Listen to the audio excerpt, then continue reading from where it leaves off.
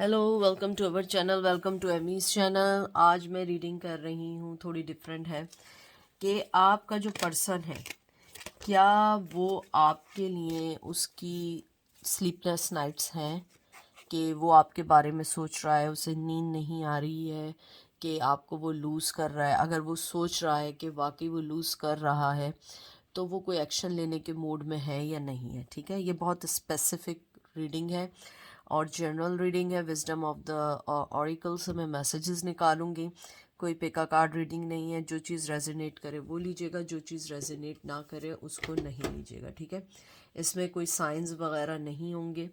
इसके अंदर सिर्फ मैं कार्ड्स निकालूंगी, एक एक कर करके या दो दो करके, और मैं फिर उसको आपको डिफ़ाइन करूंगी। ठीक है, तो ये स्पेसिफिकली यही है कि आपके पर्सन के स्लीपलेस नाइट्स हैं, एंजाइटी है आपको लूज़ करने की, और क्या वो एक्शन लेने की इतनी पावर रखता है, स्ट्रेंथ रखता है कि वो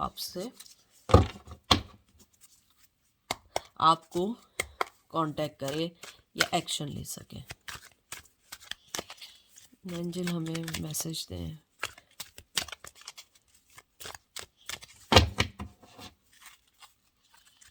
दो कार्ड निकालते हैं पहले। सबसे पहले आया है हाई पावर। 4 नंबर बहुत इंपॉर्टेंट है, अप्रैल आपकी लाइफ में बहुत इंपॉर्टेंट है। 36 come to the age. Cards को देख के मुझे सबसे पहली जो चीज़ फील हुई है कि आप दोनों की जो भी अलहदगी है या जो भी सेपरेशन है, उसमें कहीं ना कहीं आपके डिवाइन का बहुत बड़ा हाथ है, क्योंकि आप लोग जो हैं, आपके दरमियान जो भी सेपरेशन हुई है वो एक आपकी तकदीर या किस्मत में लिखा हुआ था। इस कार्ड में ये जो आपका हाई पावर कार्ड आया है, ये कॉन्शियस कांटेक्ट हाई लेवल का कार्ड है, यानी कि आपकी ज़िंदगी में डिवाइन की, एंजल की, आप जिसको भी मानते हैं, भगवान को, जीसस को, अल्लाह को, उनकी बहुत बहुत प्रेजेंस है आपकी लाइफ की। आप में आप लोग बहुत जुड़े हुए हैं ऊपर वाले से। तो आपकी लाइफ में जो भी अलहदगी आई है, जो भी सेपरेशन आई है, वन ऑफ देम वजह यही है कि आपकी तकदीर में लिखा हुआ था कि आप दोनों के दरमियान एक सेपरेशन है। ठीक है, जहाँ तक बात है आपके पर्सन की, मुझे लगता है कहीं ना कहीं आप भी इस बात को मानते हैं और आपका पर्सन भी मानता है कि जो भी अलहदगी हुई, चाहे इंसान की लड़ाई झगड़े हों, कुछ भी हो, लेकिन उनको ये लगता है कि ये हमारी तकदीर का एक हिस्सा था जिसे हमें करना था। उनको ये भी लगता है कि कहीं ना कहीं सबसे पहले बता दूं, 36 नंबर हो सकता है कि ये आप लोगों के लिए आप लोग में से कोई 36 ईयर का, 36 वीक्स हो चुके हैं आप लोगों को अलग हुए हुए, मंथ हो सकते हैं। तो इस कार्ड को देख के मुझे लगता है आपका पर्सन ये सोचता है कि हमें एक लीप ऑफ फेथ लेना चाहिए, एक हमें न्यू बिगनिंग करनी चाहिए, और वो कहीं ना कहीं आपके बारे में सोचते हैं। लेकिन वो जब सोचते हैं स्ट्रांगली, मुझे लगता है वो एंजाइटी उनके में 101% है, फेयर है उनकी ज़िंदगी में। वो एक्सेप्ट नहीं कर पाते हैं कि वो ये रिस्क ले सकते हैं या नहीं, क्योंकि उन्हें लगता है कि इस रिस्क को लेने में ईजी नहीं है। मुझे बार बार बहुत स्ट्रांग लगता है कि आप दोनों के रिश्ते में बहुत ज़्यादा कॉन्फ्लिक्शंस हैं, बहुत ज़्यादा कॉन्फ्लिक्शन है, लेकिन मोहब्बत है। चाहे उस पर्सन ने आपको वक्ती तौर पे छोड़ दिया हो, लेकिन मोहब्बत है। आप देख रहे हैं कैसे ये हार्ट्स पेटल टाइप के उड़ रहे हैं। उनको ये लगता है कि उन्होंने जिस वक्त अपनी दूसरी ऑप्शंस को या दूसरे लोगों के ओपिनियंस को एक्सेप्ट किया, वो उनकी मजबूरी थी आपको छोड़ना, वो कोई इंटेंशनली नहीं था। और वो यही सोचते हैं कि मैंने अपने आप को ये क्यों सोचा कि हमारी ज़िंदगी में रिस्क होंगे, कंपटीशन होंगे और हम कुछ नहीं कर पाएंगे और हम लोगों की ज़िंदगी ऐसे ही गुजर जाएगी। मैंने इन सब चीज़ों को कैलकुलेट करना क्यों शुरू कर दिया था, मैंने उस चीज़ के ऊपर काम क्यों नहीं किया, वर्क क्यों नहीं किया, मैंने क्यों नहीं सोचा कि मुझे निकलना है और मुझे इन सब चीज़ों से लड़ना है। क्योंकि ऊपर वाला भी मैरिकल और मौज़े जब दिखाता है जब आप काम करें, बग़ैर काम के, बग़ैर मेहनत के ऊपर वाला भी आपको कुछ नहीं देता। ऊपर वाले ने जैसे आपसे रिस्क का वादा किया है कि वो आप कहीं भी हो, आप अमीर हो, गरीब हो, आपको रिस्क देगा, आपको पैसे देगा। लेकिन ऐसा नहीं है कि आप कमरे में लेटे हुए टीवी देख रहे हैं, पैसे उड़ के आए, खाना उड़ के आए, आपको मिल गया। नहीं, उसके लिए वर्क करना पड़ता है। एग्जैक्टली यही चीज़ आपका पर्सन सोचता है कि जब ये मेरी मोहब्बत थी, जब मेरा सब कुछ था, तो मैंने वाकई ऐसे काम क्यों नहीं किया, कैलकुलेट क्यों करना शुरू कर दिया कि हमारे दरमियान ये प्रॉब्लम है, हमारे दरमियान ये प्रॉब्लम है, और हमने हाई पावर, सही है हमारी तकदीर में लिखा था अलग होना, लेकिन फिर भी हमें कुछ ना कुछ लड़ना चाहिए था, इस रिश्ते के लिए फ़ाइट करनी चाहिए थी। और मुझे लगता है शायद आपने फ़ाइट की है, लेकिन आपके पर्सन ने फ़ाइट नहीं की है। आपके पर्सन को ये भी लगता है कि आपको वो ट्रूली अब देख सकते हैं, आपकी वर्थ को देख सकते हैं। और जहाँ तक मैं देखूँ कि स्लीपलेस नाइट, यस, उन्हें एंजाइटी है, क्योंकि ये कार्ड कभी कभी एक फेयर का, रिस्क टेक करने का और एक्शन लेने का कार्ड है। उन्हें लगता है कि उन्होंने अगर एक्शन लिया होता तो शायद आज वो एक अच्छी लाइफ गुजार रहे होते। अच्छी लाइफ शायद अभी भी गुजार रहे हो, लेकिन अब वो एम्बैरस है। उन्हें लगता है कि उन्होंने वो मेहनत या वो सब कुछ नहीं किया जो आपको और उनके रिश्ते को आके ले जाए। कभी कभी ये वाला जो कार्ड है, कम टू द एज, ये एक कभी कभी डर के लिए भी होता है कि आप, उनके पर्सन का डर जो है वो उनके बीच में हाइल हो जाता है। क्योंकि अगर आप देखें, ये लड़की जो है वो एक एज पे खड़ी है, और ये भी लिखा है कम टू द एज, ये एज पे खड़ी है, ज़रा सा पैर फिसला नीचे गिर गया, ये एक डर का भी कार्ड है। मुझे लगता है आप दोनों के दरमियान जो एक चीज़ जो मेन हाइल थी ना, वो आपके पर्सन का डर था। उनका ये था कि कहीं ये ना हो कि मैं इस रिश्ते को लड़ूं और ये रिश्ता चल ना पाए। मुझे ये भी लगता है कि आपने इस रिश्ते के लिए बहुत लड़ाई की, बहुत जद्दोजहद की, लेकिन फिर भी दूसरे पर्सन का भी तो फ़र्ज़ बनता है ना कि वो भी कुछ करे, लेकिन वो हुआ नहीं। और वो लड़ाई झगड़े अपनी जगह रहे और कॉन्फ्लिक्शंस भी अपनी जगह रहीं। अब आपका पर्सन एम्बैरेस होता है कि उसने उन सब चीज़ों को छोड़ के सिर्फ डर पे फोकस किया, मोहब्बत पे फोकस नहीं किया। अगर आप देखें इधर कितना स्पेस है कि वो यहाँ आके अपनी मोहब्बत के जो पेटल्स हैं या फ्लावर्स हैं या हार्ट्स हैं उनको ले सकता है या ले सकती है, लेकिन वो एज पे खड़ी है कि नहीं, मैं गिर जाऊंगी, मैं गिर जाऊंगी, मैं गिर जाऊंगा। और इन द एंड क्या हुआ, छोड़ के चले गए।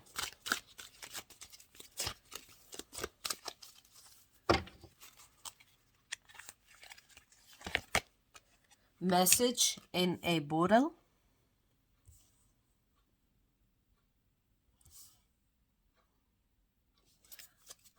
नंबर 15 बहुत बहुत इम्पॉर्टेंट है आप लोगों के लिए। बर्थडे हो सकती है, एज भी हो सकती है, लेकिन इतने कम उम्र मेरे सब्सक्राइबर्स नहीं है।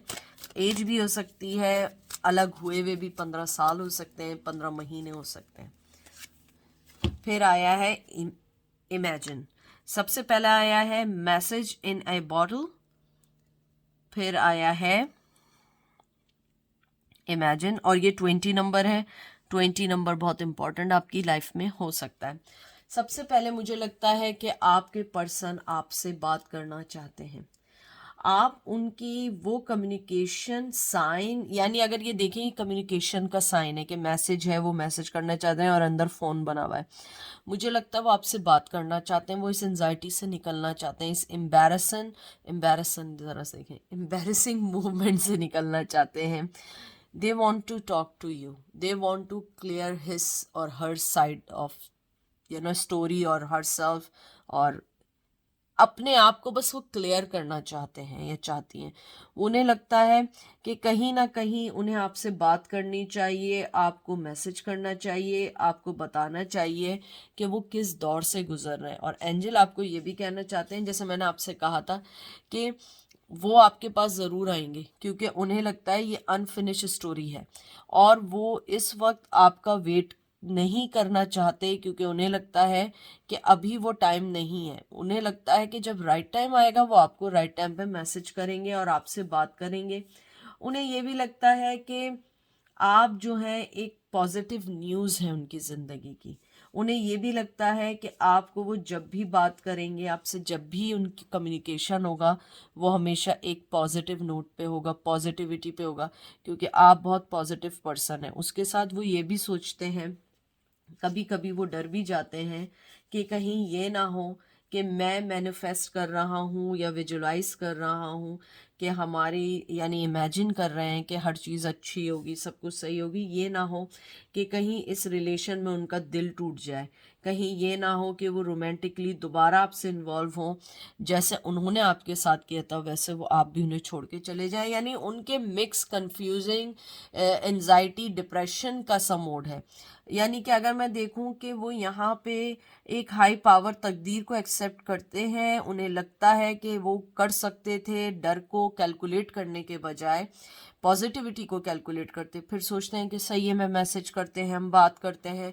उन्हें ये भी लगता है आपको मैसेज करेंगे उन्हें अच्छा रिप्लाई भी मिलेगा, आप उनको डिग्रेड नहीं करेंगे, आपकी ये नेचर में नहीं है। फिर वो सोचते हैं नहीं, मैं तो इमेजिन कर रहा हूँ, मैं तो मैनिफेस्ट कर रहा हूँ, मे बी मुमकिन है कि शी विल और he will never reply me, maybe they break my heart और ये हो जाएगा, वो फला हो जाएगा।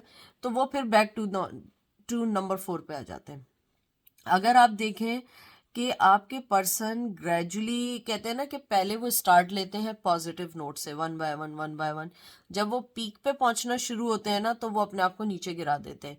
नीचे गिरा देते हैं इन दैट सेंस कि वो नेगेटिव सोचना शुरू कर देते हैं। तो अगर मैं देखूं, वो उनकी जो स्लीपलेस नाइट और जो भी उनकी ज़िंदगी में एनजाइटी चल रही है, बिकॉज ऑफ देम, क्योंकि वो अपनी ज़िंदगी में बहुत सारे फैसले स्ट्रांगली नहीं ले पाते हैं। वो पहले पॉजिटिव सोचते हैं, फिर नेगेटिव सोचते हैं, फिर पॉजिटिव, फिर नेगेटिव। इन द एंड कहते हैं दफ़ा करो यार, मुझे करना ही नहीं है, इसीलिए मुझे यहाँ कोई एक्शन नहीं लग रहा है। यहाँ एक्शन का है, अगर आप देखें ये एक्शन बेस है, मैसेज इन अ बॉटल। लेकिन the thing is that imagine कर रहे हैं कि नहीं ऐसा ना हो, कि ऐसा ना हो जाए, क्योंकि ये नाइट का कार्ड है, सोने का कार्ड है, हर्मिट की फीलिंग्स आ रही हैं। हालांकि इधर लिखा नहीं है, लेकिन देखें नाइट का कार्ड है, मून का कार्ड है, डिसेप्शन का कार्ड है। मुझे लगता है कि वो अपने आप को फिर पीछे कर लेते हैं और सोचते हैं नहीं, मुझे अब कुछ नहीं करना, मुझे अब कुछ नहीं सोचना, मुझे अब कोई भी चीज़ को आगे पीछे करके आगे नहीं बढ़ना। कार्ड निकालते हैं।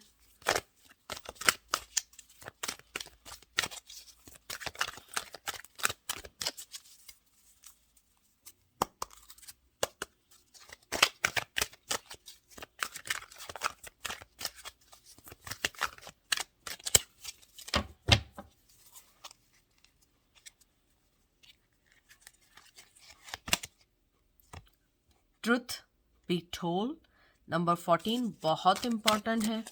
यहाँ भी लव की बहुत ज़्यादा एनर्जी है। कुछ लोगों के मास्क उतरेंगे चेहरे से, कुछ लोगों की सीक्रेट रिवील होगी, डिसेप्शन जो है लाइफ में उसको हटाएंगे, आगे बढ़ेंगे, बात करना चाहेंगे।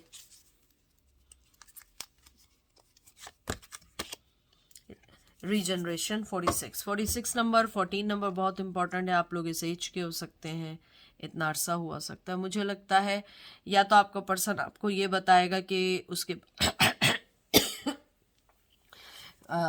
उसके पास कोई फैमिली है, इसलिए वो आपके पास नहीं आ रहे हैं, वो डिसेप्शन में है, मास्क उतरेगा, सच बोलेंगे।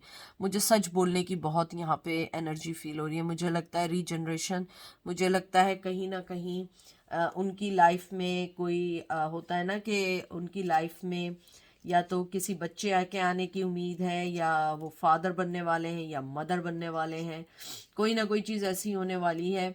रीजनरेशन रीबर्थ का हो सकता है, सेकंड चांस का भी हो सकता है, और न्यू अपॉर्चुनिटीज़ का भी हो सकता है। मुझे लगता है कि आपका पर्सन जो है वो इस वक्त आपको जो बात कहना चाहता है, मेन इंपॉर्टेंट जो सच कहना चाहता है, अपने सच्चाई डिसेप्शन बता के, कि they are available for second chance, अगर आप उन्हें चांस दें। उनकी एंजाइटी ये है कि वो आपको सच बताएंगे, अपने दिल का हाल खोलेंगे, आपको सब कुछ बताएंगे, लेकिन उनको ये भी मालूम है कि वो सेकंड चांस के लिए अवेलेबल है, और वो इस बार फेल नहीं होना चाहते, जीतना चाहते हैं, आगे बढ़ना चाहते हैं, विन करना चाहते हैं। ये कार्ड रिलेशनशिप के लिहाज से एक, कहते हैं ना कि पास्ट लॉस्ट का, और न्यू, कहते हैं ना कि एंडिंग, न्यू बिगिनिंग का, और न्यू जो पास्ट आपकी चीज़ें थी उसके एंडिंग का कार्ड है। मुझे लगता है आपका पर्सन फील करता है कि उसे अपनी ज़िंदगी में आगे बढ़ने के लिए अपने आप को फिर ट्रांसफॉर्मेशन फॉर्म में लाना होगा, आगे बढ़ना होगा, अपनी हर चीज़ को फाइंड आउट करना होगा, क्योंकि ये जो रीजनरेटिव का जो कार्ड है, या जो रीजनरेशन का कार्ड है, ये असल में लाइफ फोर्स एनर्जी का कार्ड है। ये एक तरीके से हर तरीके के लव को एक्सेप्ट करने का भी कभी कभी कार्ड होता है। मुझे लगता है आपका पर्सन ये चाहता है कि आप उसे सेकंड चांस दें। जो उसकी एंजाइटी है वो ये भी है कि वो अपना मास्क कैसे उतारेगा, वो आपको कैसे बताएगा अपने दिल का हाल, सच कैसे बताएगा, वो कैसे बताएगा कि वो झूठा पर्सन था, या वो एक आपकी ज़िंदगी में आके उसने कैसे आपकी ज़िंदगी को चेंज कर दिया या डिस्ट्रॉय कर दिया, या पेनफुल कर दिया। अब मैं आपका एक कार्ड और निकालती हूँ, लास्ट कार्ड निकालते हैं।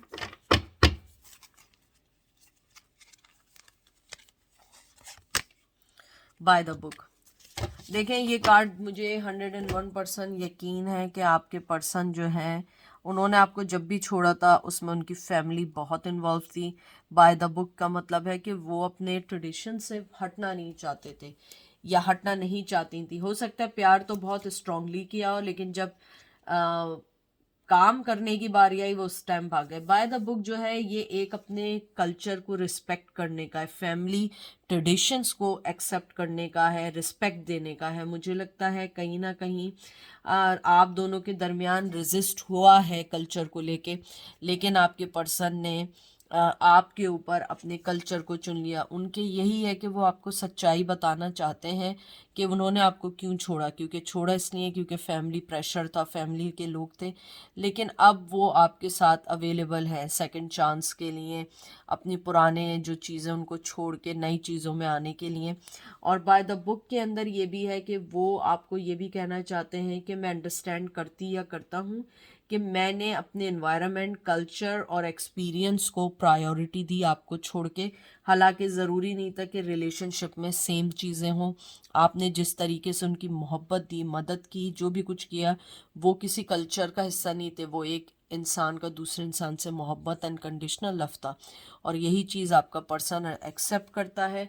और वो इस चीज़ को, जो उसकी एंजाइटी है, स्लीपलेस नाइट्स हैं, वो यही है कि उसे मौका मिले और वो आपके आगे सच बोले, लेकिन उसे ये भी उम्मीद हो कि आप उसे रिजेक्ट ना करें। हालांकि आप नाइस पर्सन भी हैं, लेकिन उसे लगता है कि वो अब सेकंड चांस के लिए अवेलेबल है। और वो आपको ये वाली बात भी बताए कि उसने आपको अपने फैमिली प्रेशर या फैमिली के लोगों के लिए छोड़ा। और उसके अलावा मुझे ऐसा कोई ख़ास नहीं, एक्शन मुझे लगता है अभी कोई नहीं है, क्योंकि वो आपसे डरते हैं कहीं आप रिजेक्ट ना कर दें, लेकिन उनका दिल आपके लिए खुला हुआ है। तो ये थी आज की रीडिंग। आई होप आपको पसंद आएगी। अपना ख्याल रखिएगा। Take care, bye.